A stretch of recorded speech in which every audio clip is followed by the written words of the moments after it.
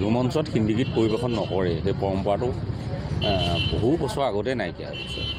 যিসকল 2-4 গোটা শিল্পীয়ে মুম্বাইতো গীত পৰিৱেশন কৰিছে, তেওঁলোকক অনুৰোধ কৰিলে, শ্ৰোতাই অনুৰোধ কৰিলে কেতিয়াবা 2-এটা গীত গোৱাটো এটা সুকীয়া কথা, তাৰ বাহিৰে তেনেকুৱা একো নাই। আৰু বিহুৰ আহ্বানটো ঠিক মানে কি, যদি বিহু মঞ্চতে যদি আৰু ঢেৰ হিন্দী গান গাই থাকে, বিহু মঞ্চৰ নাম নিদিয়ে ভাল, আৰু এইটো বেলেগ অনুষ্ঠানৰ নাম দিয়া ভাল হ'ব। সেইকাৰণে গতিকে মই এইটোত বিৰোধ কৰিবলগীয়া একো নাই, আৰু নিজে কেতিয়াও নাগাওঁ।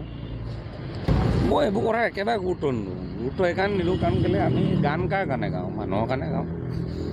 যদি আমাৰ গান গোৱাটো লৈ কিবা অসুবিধা হৈছে বা আমাক যদি কোনোবাই আঙুলি ধৰে, মানুহে তাৰ প্ৰত্যুত্তৰ দিব লাগিব ন। মইনো নিজে কিয় প্ৰত্যুত্তৰ দিব লাগে?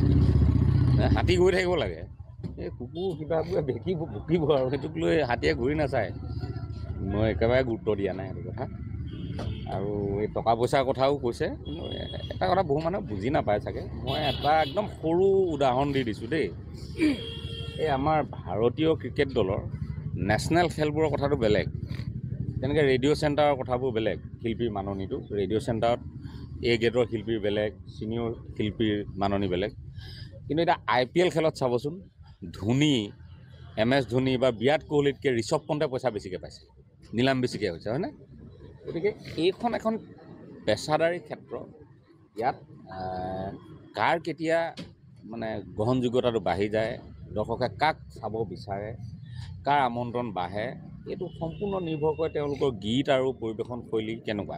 যেনেকৈ ক্ৰিকেটত ফৰ্মৰ ওপৰত নিৰ্ভৰ কৰে বুলি কয় ন, যাৰ ফৰ্ম ভাল হৈ থাকে তাকে IPLত বেছি মানে নিলামত হেৰি হয়। গতিকে এইটো তেনেকুৱা ধৰণৰ এটা কথা। গতিকে এইটো কথাক লৈ কোনো হেৰি কৰিব নালাগে, কাৰণ পেচাদাৰী শিল্পীৰ এটা নিজস্ব পাৰিশ্ৰমিক নিৰ্ধাৰণ কৰে, আৰু সেইটোত কোনোবাই ভাল পালে নিব, কোনোবাই বেয়া পালে নিনিব, আৰু তাততো কোনো জবৰদস্তি কৰিবলগীয়া নাথাকে।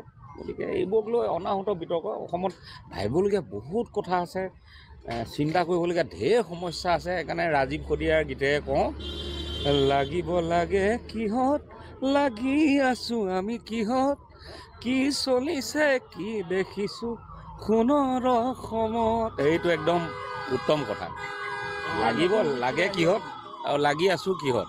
একেবাৰে অদৰকাৰী কথাবোৰত লাগি থাকিব নালাগে, সময় নষ্ট কৰিব নালাগে। নিজৰ নিজৰ কাম আছে, সকলোৱে কৰিব লাগে।